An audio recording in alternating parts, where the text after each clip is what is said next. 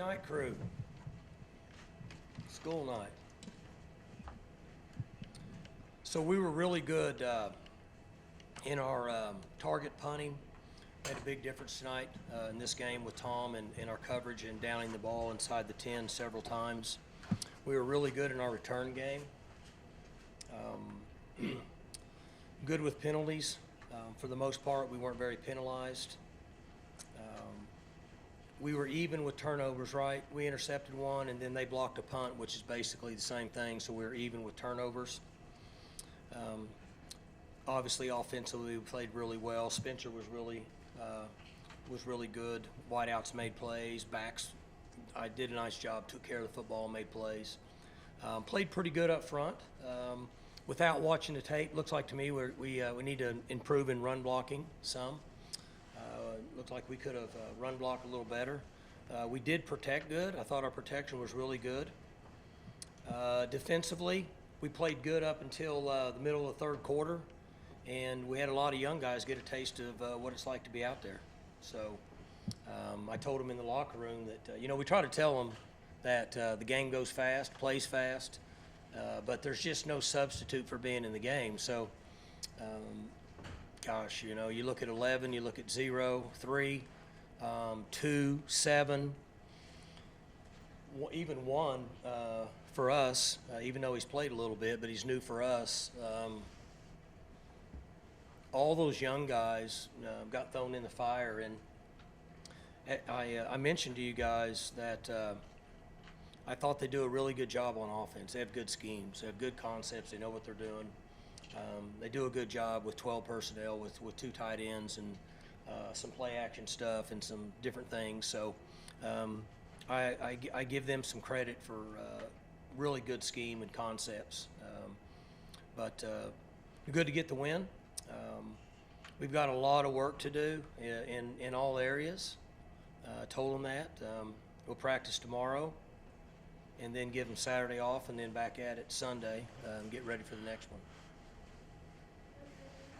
Talked about before the season, just like the offense going faster and kind of really pushing the tempo. I know Spencer had talked about how he looked forward to doing that. What did you think of the way the offense was able to move so quickly, especially early on?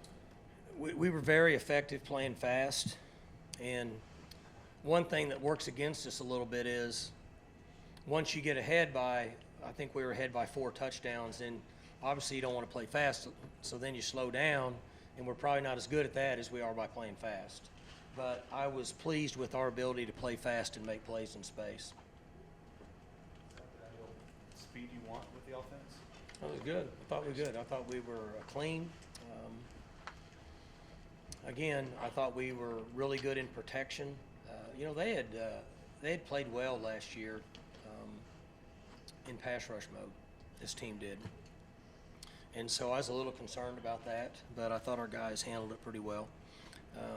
We've got to do a better job coming off on the backers and getting up on the second level guys sometime in the inside run game.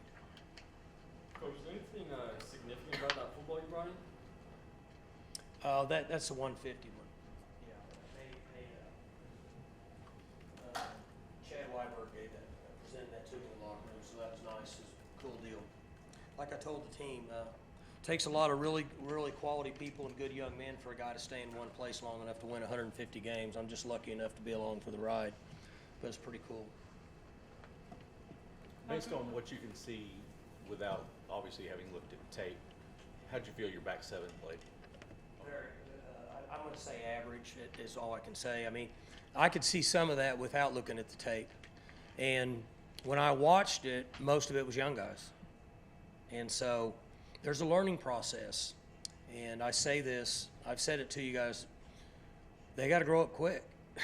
But they'll be better in the next game than they were in this game just from being out there and making mistakes. So our philosophy is when you make mistakes, which we know you're going to, that's just the way it is, make them go in full speed. And then now the coaches have to identify what the issues were. Sometimes it can be the offense and defensive or special teams coaches. It might not be the players. Coaches sometimes share some of that. So we identify what the issue was, where it was coaches, where it was the call, whether we got schemed on certain things. or if it's the player, what's the solution to it? Correct it, put a plan in place, try to be better next week. But I'm going to guess that we were average, and a lot of it was had to do with youth. Mike, What was it like seeing Braden back out there after Good. a year off and putting up the numbers he did? Yeah, it was good to see him out there. You know, he's fast, experienced. No substitute for experience. I mean, he's in, year 5, something like that. So you saw what a mature player can do. Good to have him back out there. I think he got tired from not playing in games. I think that it caught up to him a little bit, which is fine. But it was good to have him out there. Mike, you mentioned Spencer's overall performance tonight, but after you guys are tied 7-7 right before the safety, he one-hops a pass to one of the Green Twins, and after that, it looked like he hit the accelerator. Was there conversation on the sideline? Did he make a switch? What happened there? Nothing. He didn't set his feet. He got flat-footed and got his legs spread. He was on his heels, and that's what happens most of the time. Now, he's very athletic. There's times he gets away with that, but he underthrew that ball. He had a couple drops, 2 or 3 drops also, but knock on wood, he's really good. He understands our concepts. He understands second nature for him to know where to go with the ball, and it was a big advantage for us. Did you feel like it was a little tough sledding right there for you guys, the way that Spencer was able to get going, just to react in that moment. Is that part of the evolution for him as you've seen him over the years? In which moment? Just after that, you guys get the safety, and then I think you scored every possession from there on out in the half. So, just his experience. It's just so difficult to get young people ready to play without going out and making mistakes and playing. And Spencer is a really good player now, guys. I'm telling you, he's good at what he does. And you saw what happens when you give him a little protection. Our guy's protected good tonight. You see what happens. Sometimes people kind of nag on him a little bit, but usually when he's not protected very well. But if you go back to when he was playing his redshirt freshman and sophomore years, a bunch of you have been covering this forever, he didn't look anything like that. He just hadn't had the experience. And now it's become second nature for him, and he gets it, and he has a feel for it. So that's a big advantage for us. How did you think ETN did in his first I thought he did good. I heard a couple times that they weren't real fired up about things, but that's normal. I told him I'm not real excited about starting the game with a procedure penalty. I wasn't too fired up about that. But he said, Coach, I was just ready to go, which I just given him a hard time. But, he hadn't played in, 2.5, 3 years or something. Been a long time since he's played. So he should be one of those guys that improves. But I'm very, very pleased with what he's done with his body over the last 18 months and put himself in a position. And he should learn and grow as we progress here because he has all the physical tools. Now just the speed of the game and everything will become a big advantage for him the more games and more reps he gets. Coach Mason?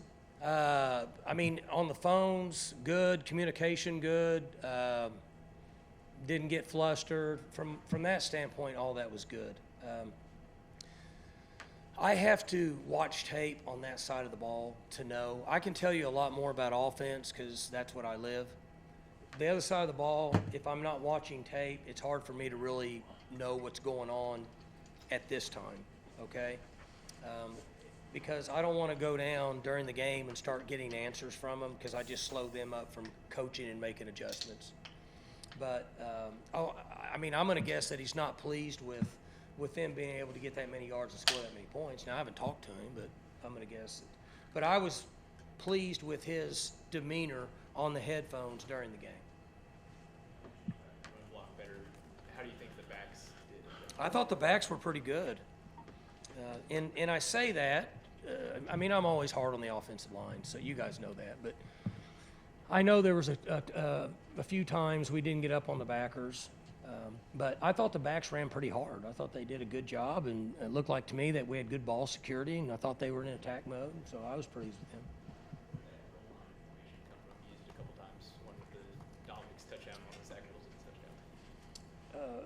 touchdown. Our offensive staff, they in the off season, we felt like that we needed to have a package in short yardage goal line under the center where we're not standing 5.5 yards deep. We take the snap on 3rd and 1 or, second or 3rd and goal from the 2. It's not real easy to do it. We've worked it all spring, we worked it all summer, and we worked it in August, and it's has been beneficial for us tonight. But there's a lot of comments about that, but we're not an under the center team. We play in the gun. The number of snaps that we've had under center in my career here compared to in the gun is probably less than 1%. Maybe worse than that, probably less than half of 1%. So we have to really work at that to have faith to get under the center and do that in those situations. I don't know if you were, you're probably so young that you weren't covering it, but we played down at Oklahoma, Mason Rudolph's year, and went right down the field doing our stuff. And we went under the center on the 2-yard line and fumbled because we don't practice all the time. And so then you think, is the risk reward worth it? But we wanted to be better on short yardage and goal line than we were last year. So that's something that they worked on, and obviously it worked out well for us tonight. He's kind of a quiet guy. What exactly was the presentation like in the locker room when you got your 150th ball? You said I'm a quiet guy? No, Chad. Oh, Chad is a quiet guy. And he did admit that he knew that I would be embarrassed and not but I really did. I did appreciate it, and had nice things to say about me. And but really, the truth is, right? It's it's a big operation, about 190 people, and over a period of years, that's what it takes. And we have a good group. We have 127 guys. They're good guys. They're good quality people. They do well in school. They work hard, and so there's no way these could take place. That could take place without a whole bunch of people. That's for sure. Were both defenses, particularly, are sort of committed to stopping the run? Most of what? Were both sides, both you and Central Michigan, committed to stopping the run? I'm going to be honest with you. I don't know if you were up there the other day, but I told people that I thought my concern with them, well, you was there, I think, the press conference, is them lining up and trying to pound us. And they didn't do that. They got in a lot of heavy sets and different formations and free released everybody and threw the ball to the backs and tight ends quick and a lot of wheel routes and such. I'm almost certain that I'm going to throw a number out there, the first 25 throws, I don't think any of them went past 8 yards. So the approach that they took was, and I'm speaking for them, I could be wrong, was I'm not sure we can protect against their edge pressure, don't hold the ball, just free release everybody and get rid of it, and it worked out well for them. They didn't try to pound as much as what I thought they would have. Coach, what means more to you, getting the 150th win or seeing your son finally get in and play at quarterback? Well, I mean, this is a big deal because this is a big deal for a long time. But everybody wants to see their kids do good and go out there and he's 3 more plays and get a little bit more experience. But no, I was proud of him. When you saw him out there for the first time, I guess, what was your first initial reaction when you see another Gundy playing quarterback? Well, I'm proud of him, like I mentioned. Obviously I knew he was coming out because we talked about it. And if, we ended up giving up the last touchdown, or we could have played a little bit more offense, but so we had to, go back into a 4-minute mode and kind of protect ourselves from something crazy happening. But again, we've got, a fantastic quarterback, and we got 2 good young prospects that deserve to play if they get a chance. Who's better, you or him? Me. Clearly me. Do you have an update on Jaden Britt? What's that? Do you have an update on Jaden Britt? We check him weekly. We get him wrapped up in a splint. We get him, I don't know what it is, they keep him that way, and we check him weekly. So tonight, Mike, the fact that there's still some familiarizing going on between Garrett and his guys on defense. I hate to step out there. I'm going to say maybe not as much as people would think. There's just a lot of young guys out there. And when you have a number of young guys in positions like that, even the second-level guys, they're just learning on the run. 11 and 0 and 4 have never played.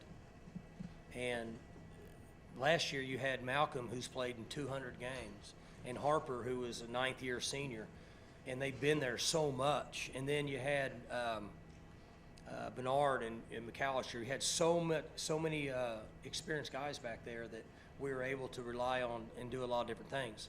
So were there mistakes made? Sure. Do we wish that they would have played better? Sure.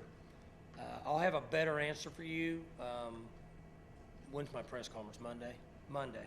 I'll be able to give you a better answer. You guys good? Okay. Thank you all.